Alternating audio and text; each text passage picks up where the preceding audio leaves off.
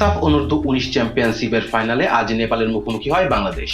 ভারতের অরুণাচলের golden jubilee স্টেডিয়ামে নেপালকে 2-1 গোলে হারিয়ে ফাইনালের টিকিট নিশ্চিত করে নিল লাল সবুজের দল। প্রথমার্ধে কোনো দলই গোলের দেখা না পেলেও দ্বিতীয়ার্ধে দেখা মেলে উত্তেজনার। ম্যাচের ৭৩তম মিনিটে নাজমুল হুদা ফয়সালের কর্নার থেকে দুর্দান্ত এক হেডে দলকে এগিয়ে দেন আশিকুর রহমান। এরপর ৮১ মিনিটে মানিকের পাস থেকে ফয়সাল ব্যবধান দ্বিগুণ করেন। এরপর শেষের দিকে ৮৭তম মিনিটে সুজন দাঙ্গল এক গোল প্রতিশোধ করলেও হারও এড়াতে পারেনি নেপাল। এই জয়ে টানা দ্বিতীয়বারের মতো সাফের ফাইনালে উঠল বাংলাদেশ।